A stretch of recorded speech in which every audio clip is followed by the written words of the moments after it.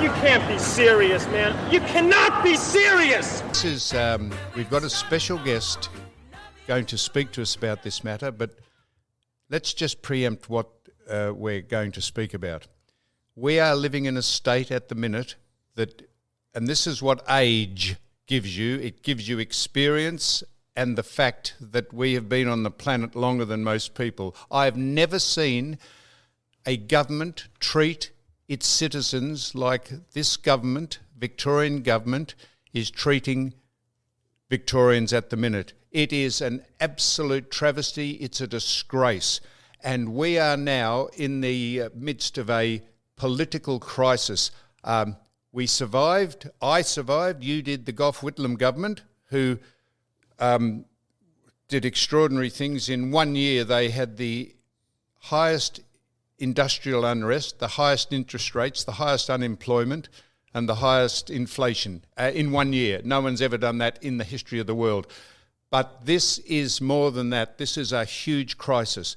How does a Victorian company that is not even a preferred supplier to the Victorian government get a $30 million contract for 3 months without open competition or a competitive tender process? That's the people who have plunged this state into 800 deaths overseen by this government, and they are treating the people of this state with utter contempt, and they must leave. The Premier must either resign or get taken out of office. Now, we are going to speak. Do you agree with any of this, Donald, or do you think someone else could be doing a better job? The fact that they're in bed with the Chinese, now this is not a reflection on people who live here in this country from China, who are either nationals, Chinese nationals, or Australian citizens. This is about the Chinese government, who have spread a pandemic throughout the whole world.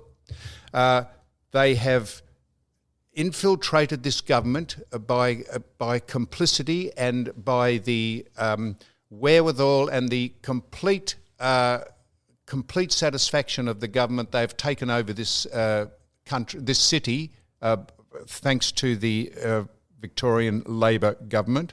If you want any better example than that, let me know, because they have given a $2.5 billion contract to the Chinese government to build trains here. So the Premier is probably the most incompetent. The government are liars, they are disingenuous, and they are actually evil. And what they're doing to the people of this state is extraordinary. Now, we're going to ring a number. Before you do, can I ask you one question? Yes.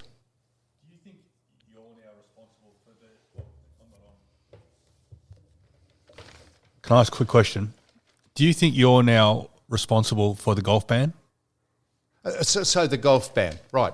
It's ridiculous. No, but do you think now maybe there's a touch of spite in it? Like, you know, I know that sounds ridiculous. No, I tell you what. An ego, like as if I'm being an egomaniac on Sam's behalf, but I think there's a touch of validity in that. You could not tell me that you could open the Mornington Hot Springs baths or hot springs and have people sit in. I don't think that's a very good example. Oh, just like swimming pools, they are not the healthiest places to be. Swimming pools or hot, you are mixing with people there in those situations. I don't think that's a good example. That's exactly a great example. That's what I'm saying. How can you open the Mornington Hot Springs baths and open communal swimming pools and not let people go and play golf? And this is a disgrace. And what will happen is that this Premier will say, yes, you can go and play golf, but you can't go more than 5 kilometres from home, which will render 90% of the golf courses useless because no one lives within 5 kilometres you marching on of the a golf steps of course. Parliament. You marching on the steps of Parliament didn't help. Maybe. So we get this person on the line. We're going to speak to someone who might know how we can overcome the fact that we've got a government that is corrupt and it is disingenuous and it is not doing the right thing by its public. And this man might tell us how we can overcome it. Good morning, Samuel. Jeff Kennett, the ex-Premier of this great state, once great state of Victoria. Thank you very much for taking the call. Now, I've got a simple question I want to ask you, please, sir. I think the majority of Victorians are absolutely gobsmacked at the way this government is handling what's going on. Is there any way legally that this government can be held to account and dismissed? Jeff. You are correct in your assumption. The public have had a gutful, and if we don't see a substantial lift in the restrictions on October the 19th, I think the public will increasingly ignore the edicts that are coming from both the Premier and the Chief Medical Officer. To your question, Yes. there is no constitutional way that this government can be dismissed or the Premier can be sacked. I say constitutional. That's from the governor. That is, well, it is from the Constitution. Yes. So the only way the government can be brought down is if, in fact, they lose a vote on the floor of the lower house of Parliament, and that is unlikely to happen because the Labor Party have absolute control there. So you need about 10 of their members to cross the floor. That won't happen. So that is the first thing. Rule out the constitutional. Secondly, there is an inquiry that has concluded, and we're waiting the findings of the inquiry, which could hold the government to account, which therefore might lead to either the Premier, who said he accepts responsibility for the 800 deaths, etc., standing down. That is most unlikely, but it's a possibility. This Premier, as you know, is a law unto himself and has no concept of the practice of a democracy under the Westminster system that we have here in Victoria and Australia. Now, there is one other way that is a legal form. The Labor Party passed some legislation last year which was designed to hold to account people in the private sector, people who run businesses, etc., construction companies, who were, in the event that they were deemed to have acted irresponsibly or led to the cause of an accident and death, those corporate leaders could be held to account, they could be fined, they could be jailed. Within that piece of legislation, that legislation has to, first of all, the ramifications of any such incident has to go to workplace, which is an authority, and they will determine whether there is a case to be brought against the private sector, individual or company. Yes. That could be used against the government. So you're saying the very legislation might rebound on the people who made the legislation in the first place. Yes, because you can't just deem a piece of legislation applying to one sector of the community. It applies to them all. And within the legislation, there are two words that are terribly important. One is that the people responsible, the owners of the business or the CEO, commissioned work to be done that led to a fateful outcome. Yep. Or secondly, because of their omission. So either they did something deliberately or they failed to do something, those people could be held to account. Now, it is my view, and an increasing number of legal views around town, that this government, because they so dramatically failed in the administration of the hotel quarantine system, from which 98% of the second wave of virus, and including the vast majority of deaths, originated, the government and the senior ministers, and by that I mean the Gang of Eight, the Premier and his other 7 ministers he put together as a political PR stunt, could be held to account in the same way that any person in the private sector could. Now, if that was the case, and they were found guilty, then they could be penalised and they could be sacked and all sorts of things could happen.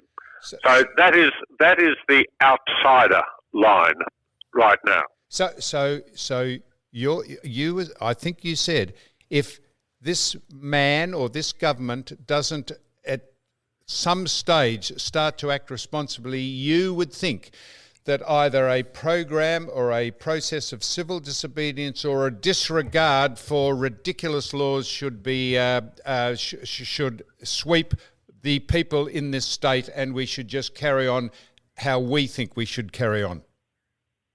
No, not quite. I don't want to quite. be misinterpreted. No, I do please. not support civil disobedience No, fair enough. under any circumstances, because that is not fair on the law enforcement agencies, Fair and enough. it's not the right thing to do. But if you disregard... Secondly, Yep. I do say that we're already seeing, and as we go into summer hot weather, people have been cooped up for 9 months. Yep. They want to get out, and they will get out if, in fact, hot weather, beaches, etc. I am saying that there is a real opportunity that the government itself, including the Premier, have failed in their duties, and this is borne out, Sam, by the fact that not only every minister, including the Premier, but every senior bureaucrat who went before that inquiry had a loss of memory. Yep, That they was lied. quite a deliberate tactic, because if they had admitted that they were involved or failed, then they certainly would have been caught under this piece of legislation, the industrial legislation that I've referred to. So someone has briefed every minister and every public servant to simply say, we don't know, we don't remember. That is their defence. Disgraceful. But that means they have played the inquiry for a break, and it'll be very interesting. And I think the inquiry was a sham anyway, because if you compare it with the financial inquiry headed up by Mr. Justice Hayne, in that inquiry they chased every rabbit down every burrow. In this inquiry, to do with the hotel quarantine, it was just a talk fest, and there are so many obvious questions that were not pursued of ministers and of the public servants. And that's partly because they say we don't know anything. So I think, there is no constitutional way you can bring this government down.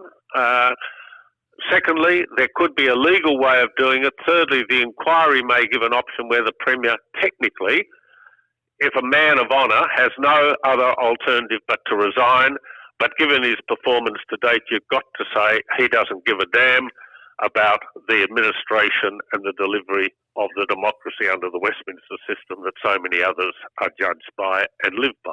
Now, the Westminster system you just touched on, Jeff, in a federal sphere, the Governor-General is the Queen's representative, and we go back to the 70s where Gough Whitlam was replaced. What is the job of the Governor in Victoria then?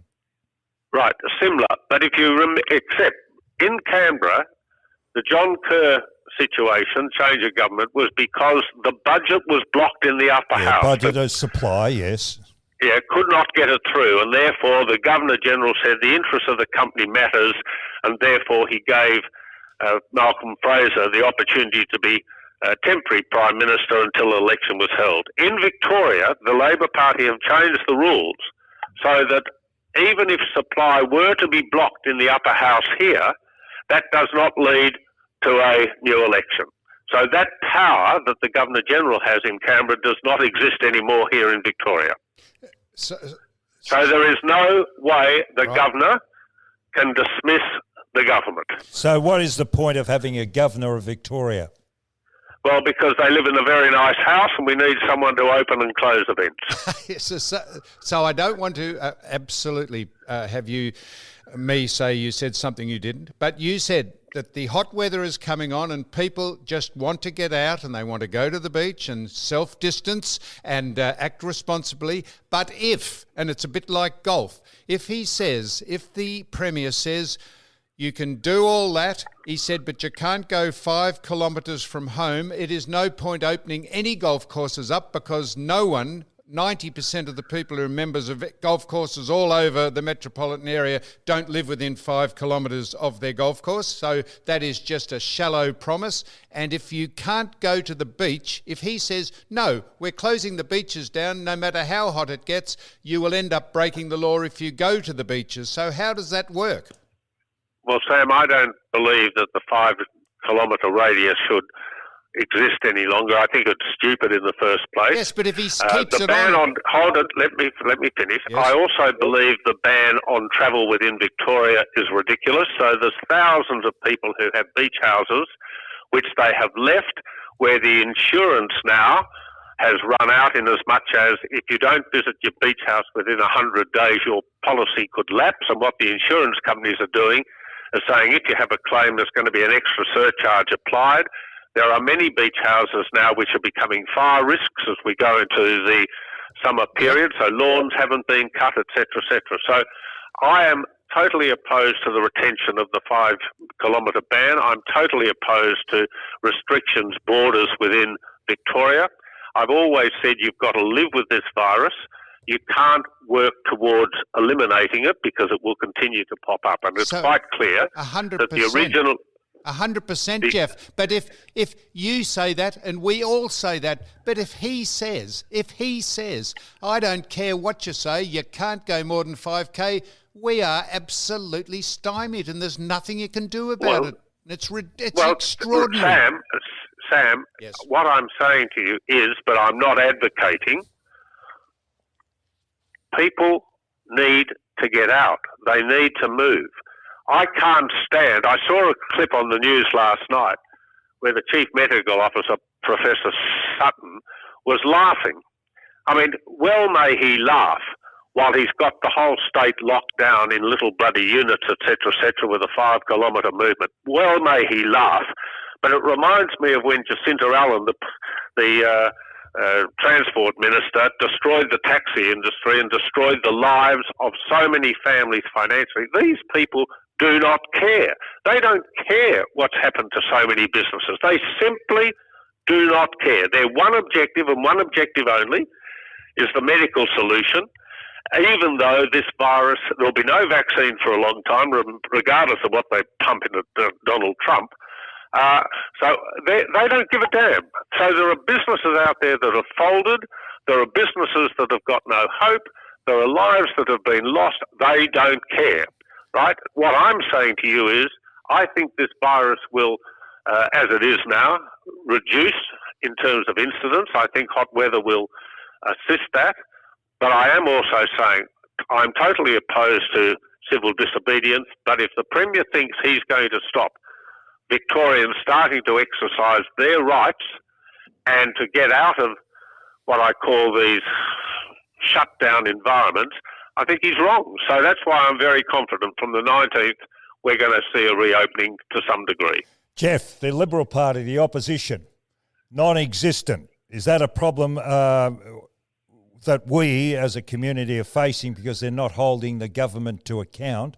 That's one question. And the second, lack of transparency in the state emergency extension bill when you have 3 independents in the Legislative Council, Ratman, Medic and Patton, giving a favourable vote for the extension, yet we don't know what they received in return for their vote. 2 questions.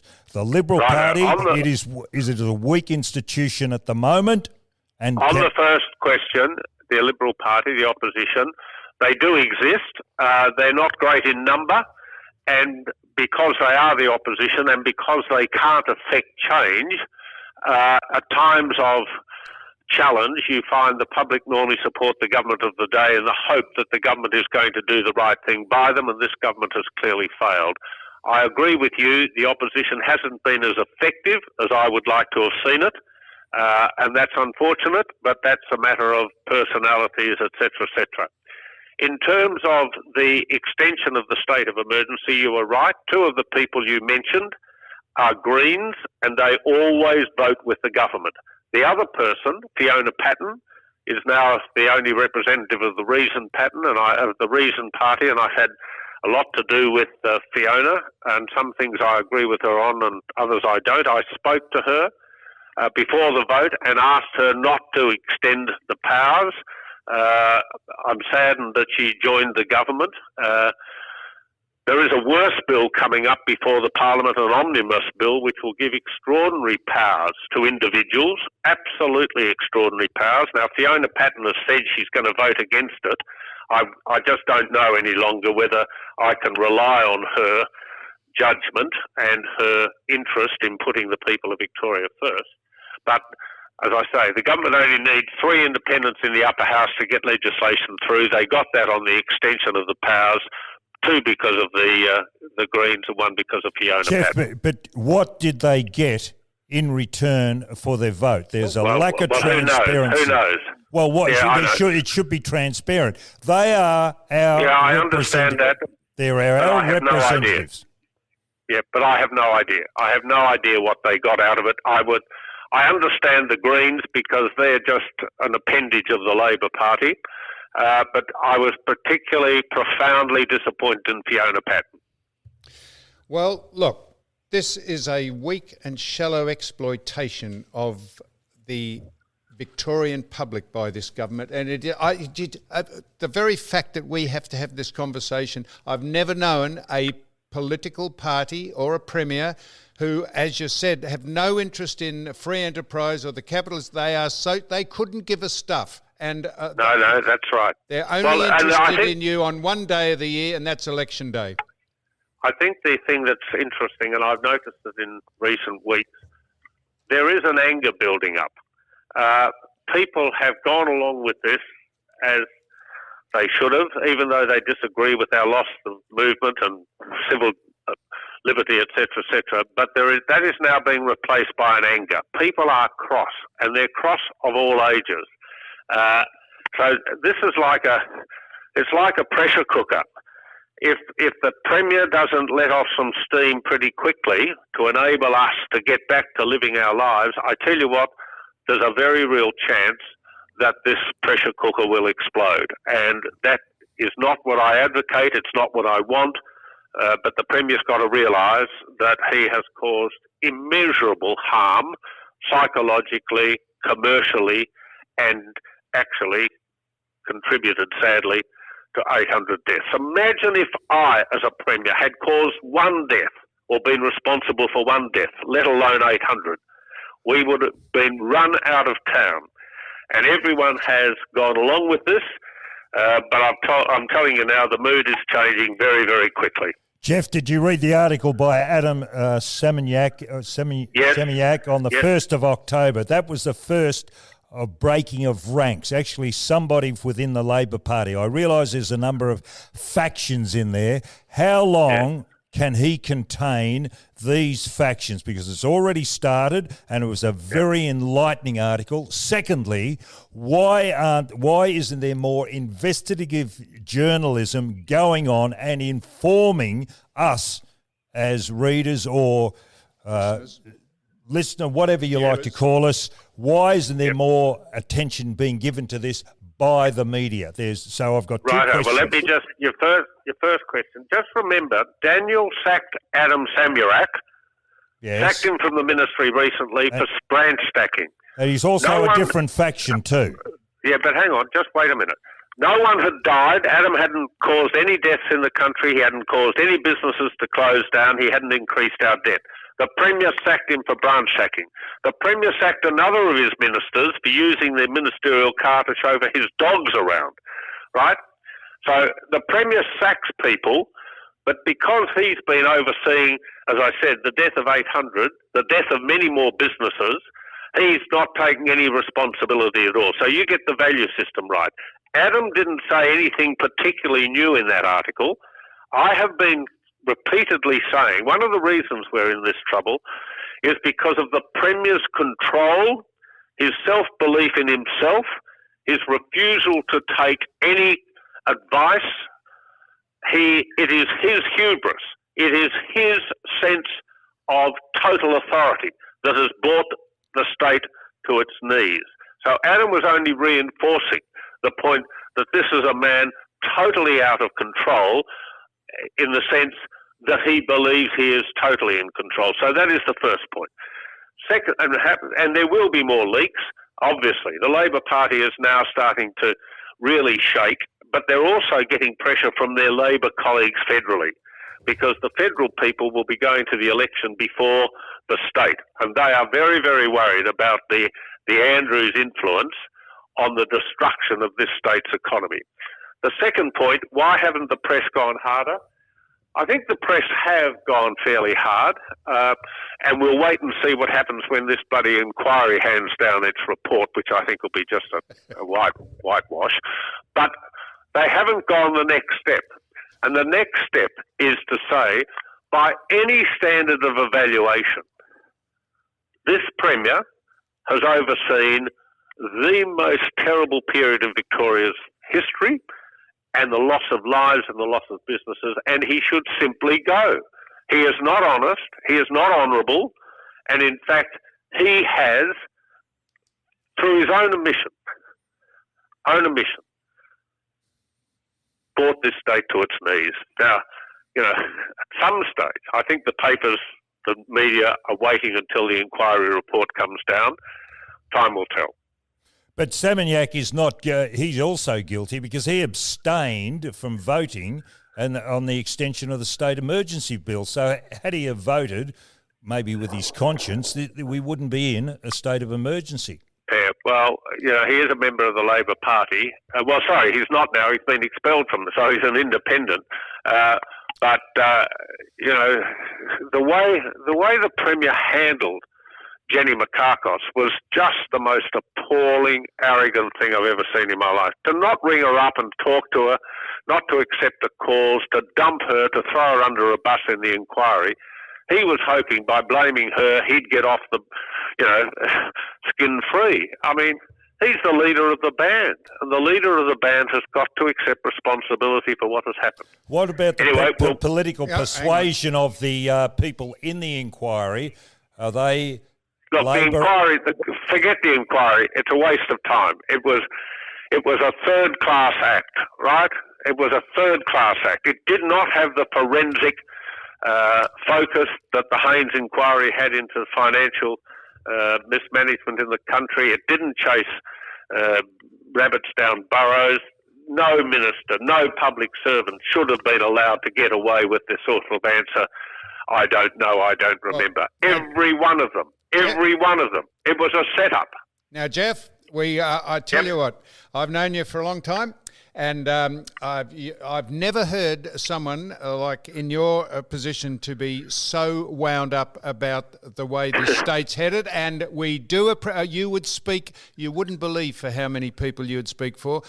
You know that, and it has been fantastic for you to come on and just say it as it is, because everyone had a gutful, not of the fact that the different political parties in power, but the absolute arrogance and pompous nature of this government is extraordinary, and I don't know why we got to put up with it, and hopefully we won't.